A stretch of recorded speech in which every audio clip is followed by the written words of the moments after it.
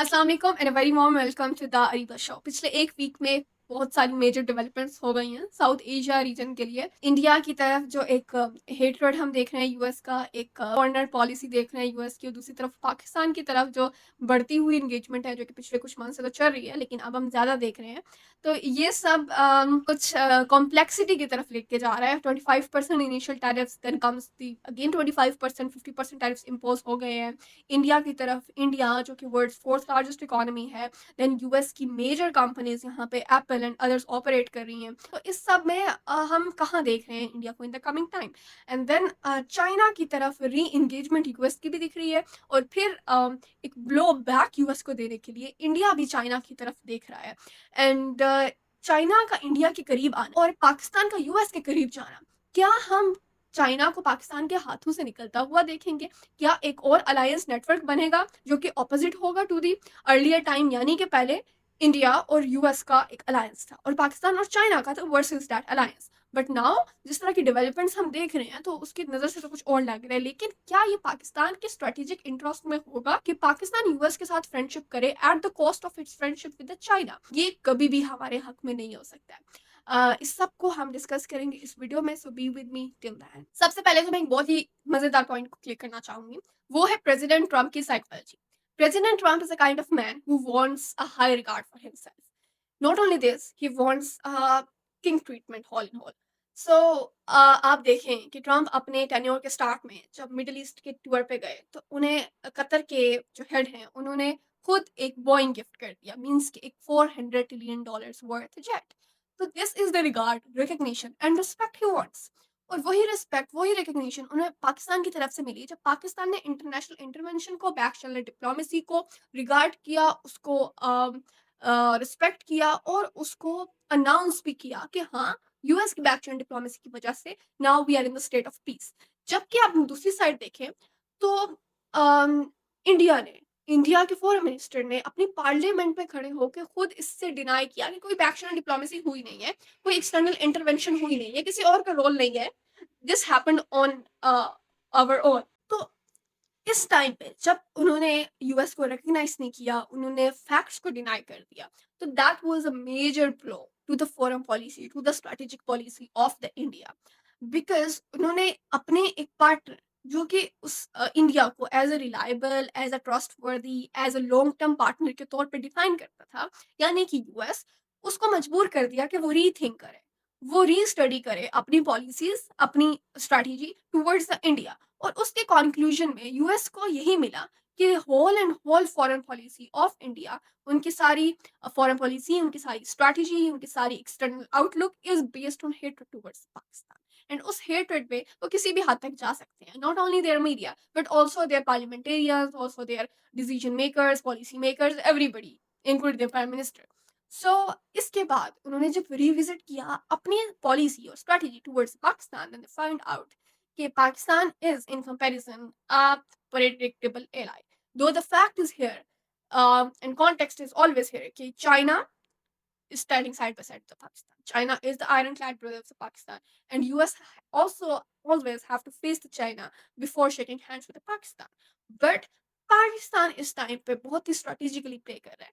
US की जो entertainment आ रही है उसको we are welcome wholeheartedly, because it has the opportunities for अस।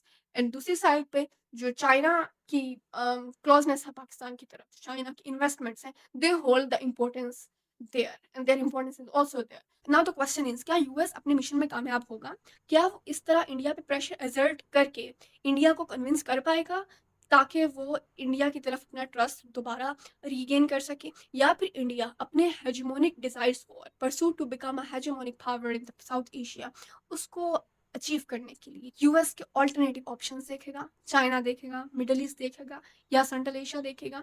क्या it is possible for the India to regain its trust and its position in the region as well as in the eyes of US? जो भी होगा, whatever is coming next. But one thing is clear that regaining its position is an uphill task for the India. India की अगर हम non alignment movement को देखें तो उसमें आप देखें कि वो अपनी नॉन अलाइनमेंट स्ट्रैटेजी के साथ जिस तरह जा रहा है, उसकी वजह से इंडिया ने एससीओ में, ब्रिक्स में अपना मुकाम खो दिया। लाइक बहुत organization SCO and BRICS are not happy with. हमने रिसेंट समिट्स को स्टडी किया, हमने देखा कि उसकी जो फाइनल डिक्लेरेशंस थी, जो फाइनल स्टेटमेंट्स थी, उसमें वही पॉइंट्स थे जो कि टाइम एंड अगेन इंडिया के विल एंड विशेस के अगेंस्ट जा रहे थे। तो मीन्स के इस नॉन अलाइनमेंट मूवमेंट को फॉलो करते हुए इंडिया ने अपनी मेजर जो बैक पे ऑर्गेनाइजेशंस हैं एससीओ ब्रिक्स दोनों को खो दिया। And then comes partner like Iran.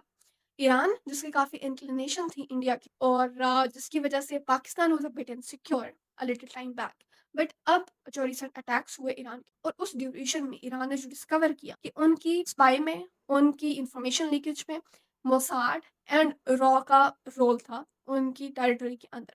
Means कि इंडिया जो कि उनका एक पार्टनर के तौर पर उनके साथ वर्क कर रहा था, that partner stabbed at the back Iran during duration of that friend. अब जहाँ मैंने बात की कि पाकिस्तानी अवाम बहुत खुश हो रही है कि इंडिया के साथ ये सब कुछ हो रहा है, तो वी शुड नॉट फॉरगेट कि ये हमारे साथ भी हुआ था 2017 में। ये हमारे साथ पहले हो चुका है 2017 में।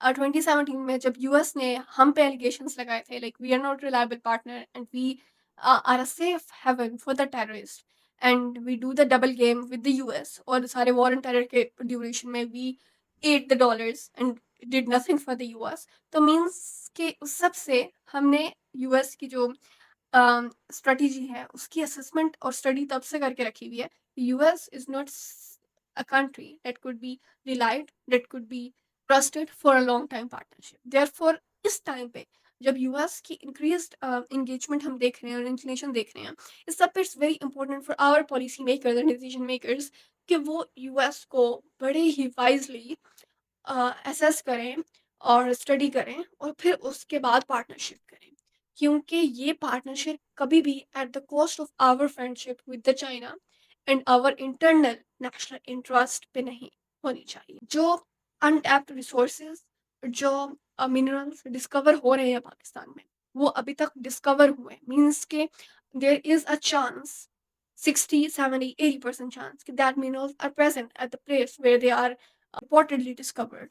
But the matter of the fact is, we do not have enough infrastructure, we do not have enough machinery, we do not have enough equipped workforce, we do not have enough machinery and labor etc things.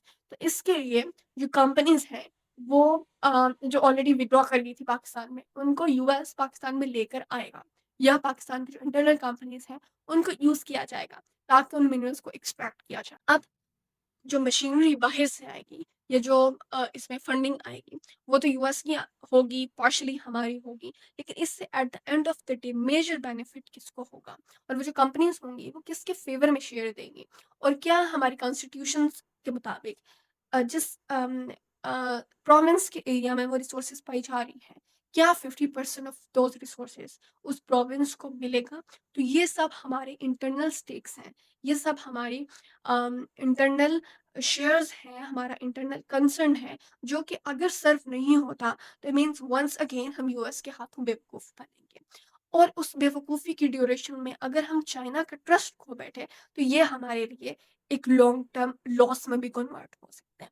तो we I am very hopeful, we all are very hopeful कि जैसे हमारी country ने foreign policy में अपनी external posturing में बहुत ही अच्छा किरदार अदा किया पिछले कुछ मंथ्स में और जो गवर्नमेंट अभी जिस तरह की इनिशिएटिव्स चला रही है, जिस तरह की इम्प्रूवमेंट्स आ रही हैं पब्लिक लाइफ में, education and health and other sectors में, तो वी आर होपफुल कि इस सेक्टर में भी और इंटरनेशनल इंटरवेंशन में भी और यूएस की on boots on the ground involvement में भी हम इन सब चीज़ों को कंसिडर करें, असेस करें और देन वाइजली यूएस को बूट्स ऑन द ग्राउंड आने में अलाउ करें। Our government need to understand that we do want good relations with the US, but we do not want good relations at the cost of our national integrity, our national sovereignty, our national security, and regional allies, especially the China. Thank you for watching me till this very end. I'll see you in next video.